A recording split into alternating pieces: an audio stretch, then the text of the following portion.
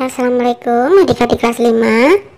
Pada video kali ini kita akan belajar tema 3, subtema 1, pembelajaran 6.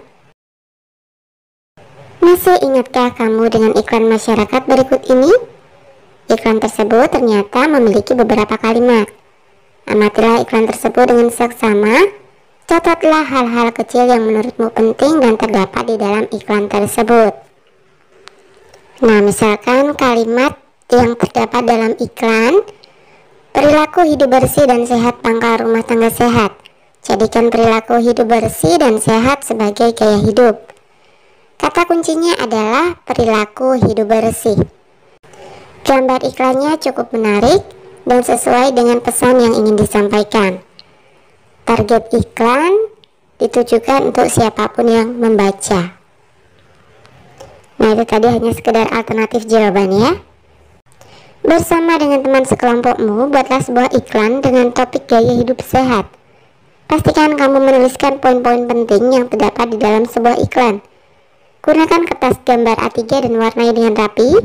Setelah selesai, tempelkan di dinding kelas. Nah, misalkan iklannya seperti ini ya. Bayu, Lani, dan teman-teman sekelompoknya sedang bekerja mempersiapkan tugas membuat iklan dengan topik gaya hidup sehat. Bagaimana cara mereka memulai membuat tugas tersebut? Simaklah percakapan Lani, Dayu, dan teman-temannya. Lani berkata, "Dayu, aku mau kalimat intinya seperti ini ya." "Sepertinya kurang bagus, Lan. Kalau menurutku baiknya menggunakan kalimat buatan Udin. Lebih singkat, padat, dan jelas. Tidak apa-apa ya?" tanya Dayu. "Ya, begitu ya." "Ya, sudahlah, aku ikut saja bagaimana baiknya," jawab Lani. "Kalau gambarnya bagaimana? Ada ide tidak teman-teman?" tanya Siti. Lani menjawab, "Karena ini berkaitan dengan gaya hidup sehat dan harus sesuai dengan kalimat Udin, maka aku usul bagaimana kalau gambarnya beberapa siswa yang berolahraga." "Aku setuju. Menurutku itu ide yang bagus," saut Udin. "Aku juga berpikir begitu. Yang lain bagaimana?" tanya Siti kembali. "Aku pikir bagus, Lan. Berarti kita semua sepakat ya, kita akan menggunakan kalimat miliknya Udin dan gambar dari idenya Lani ya, tanya Dayu. "Setuju," jawab semua teman. Sekarang diskusikan dengan kelompokmu tentang 1. Hal-hal positif yang bisa diperoleh dari kerja kelompok. Hal-hal positif yang diperoleh dari kerja kelompok dapat memupuk rasa kerjasama, toleransi, kekompakan, dan pekerjaan lebih cepat selesai. 2. Tantangan yang muncul saat kerja kelompok. Beberapa tantangan dalam kerja kelompok antara lain adanya perbedaan dalam berpendapat, ada anggota yang hanya mementingkan dirinya sendiri dan tidak semua anggota mau ikut bekerja sama. Ceritakan pengalaman pribadimu tentang perbedaan yang kamu hadapi saat berada di dalam lingkungan sekolah atau rumah. Nah, ini misalkan saja ya. Saya pernah mengalami hal seperti itu saat dalam hal memilih ketua kelas. Perbedaan pendapat ada di antara kami. Lalu kami melakukan musyawarah dan permasalahan kami, yaitu perbedaan pendapat, dapat terselesaikan. Nah, coba ceritakan pengalaman pribadi kalian masing-masing ya. Ternyata perbedaan justru membuat segala sesuatunya menjadi indah. Layaknya pelangi yang beraneka warna, begitulah seharusnya kita melihat perbedaan. Bayangkan jika semua pelangi memiliki warna yang sama, tentunya kurang menarik untuk dipandang, bukan? Bayangkan pula dalam sebuah iringan lagu hanya terdapat satu alat musik saja. Pastinya akan terkesan monoton. Sebagaimana halnya perbedaan budaya dan adat istiadat, alat musik daerah pun bisa beraneka ragam bergantung dari daerah yang bersangkutan. Nah, coba kita lihat gambar alat musik A, gambar alat musik B, gambar alat musik C, dan gambar alat musik D. Identifikasikan alat-alat musik pada gambar. Apakah nama alat-alat musik tersebut dan dari mana asalnya? Gambar A, nama alat musiknya adalah kecapi, asal daerah Jawa Barat. Gambar B, nama alat musiknya sasando, asal daerah Nusa Tenggara Timur.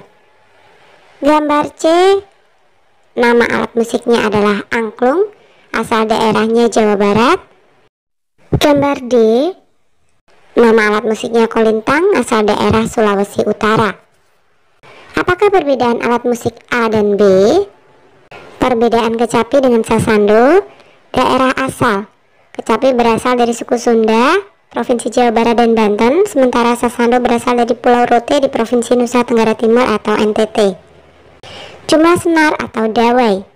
Kecapi memiliki dawai sejumlah 15 dawai pada jenis kecapi rinci dan 18 atau 20 dawai untuk jenis kecapi indung. Bahan tabung resonansi. Kecapi memiliki tabung resonansi di bagian bawah dawai yang terbuat dari kayu. Sementara sasando memiliki tabung bambu tempat memasang dawai sasando dan pelengkap resonansi yang terbuat dari daun lontar. Kemudian cara memetik. Kecapi dimainkan dengan meletakkan kecapi di meja atau lantai, sedangkan pemain sasando akan memangku sasando sambil memegang sasando di hadapannya kemudian memetik dengan jarinya. Apakah perbedaan alat musik C dan D? Perbedaan kolintang dengan angklung. Daerah asal, kolintang berasal dari Sulawesi Utara sedangkan angklung dari Jawa Barat. Bahan pembuat, kolintang terbuat dari kayu sedangkan angklung terbuat dari bambu. Cara memainkan, kolintang dimainkan dengan cara dipukul sedangkan angklung dimainkan dengan cara digoyangkan. Bahan tabung resonansi. Kolintang memiliki tabung resonansi di bagian bawah terbuat dari kayu sedangkan angklung berupa bambu. Apakah alat musik khas daerah tempat tinggalmu? Nah, ini misalkan saja ya, saya berasal dari Jawa Tengah. Alat musik khas Jawa Tengah adalah gamelan. Macam-macam alat musik tradisional pada gamelan antara lain kendang, bonang, demung, saron, slentem, gambang, gender, siter, gong, kemong, dan kempul. Pada kegiatan sebelumnya kita telah membawakan lagu Mars Hidup Sehat dengan menggunakan alat musik ritmis sederhana. Kali ini kita akan berlatih sekali lagi menyanyikan lagu Mars Hidup Sehat dengan iringan alat musik ritmis sederhana. Selanjutnya, tampilkanlah lagu Mars tersebut bersama teman sekelompokmu di depan kelas. Setelah selesai, lakukanlah refleksi berikut ini. Refleksi kerja kelompok. Apakah hal-hal positif yang dapat kuperoleh dari kegiatan kerja kelompok ini? Hal-hal positif yang bisa diperoleh dari kerja kelompok antara lain melatih kerja sama tim, menghargai pendapat orang lain, menempatkan kepentingan bersama dibanding kepentingan pribadi, mempererat persaudaraan dan mengasah kemampuan berpikir kritis. Apakah tantangan yang aku hadapi saat kerja kelompok? Tantangan yang muncul saat kerja kelompok antara lain adanya beberapa perbedaan pendapat. Ada anggota yang hanya mementingkan dirinya sendiri, waktu terbuang untuk pembahasan yang mungkin tidak penting, adanya orang yang merasa paling superior dalam kelompok dapat menghambat pekerjaan. Apakah yang akan kulakukan untuk membuat kerja kelompok ini lebih baik? Agar kerja kelompok lebih baik, dilakukan dengan membangun komunikasi yang baik dengan para anggota kelompok. Setiap anggota kelompok harus memiliki komitmen untuk membuat tugas kelompok ini menjadi hasil yang memuaskan. Semua anggota harus ikut bertanggung jawab atas hasil kerja kelompok. Nah, setiap orang memiliki pendapat dan pandangan yang berbeda. Menurutmu, sikap apa yang harus dimiliki agar dapat menyatukan berbagai perbedaan yang ada? Sikap yang harus dimiliki agar dapat menyatukan berbagai perbedaan adalah sikap toleransi dan saling menghormati. Selain itu, tidak menjadikan perbedaan itu sebagai penghalang untuk mencapai suatu keputusan. Oke, sampai di sini dulu video kali ini ya. Sampai jumpa di video berikutnya.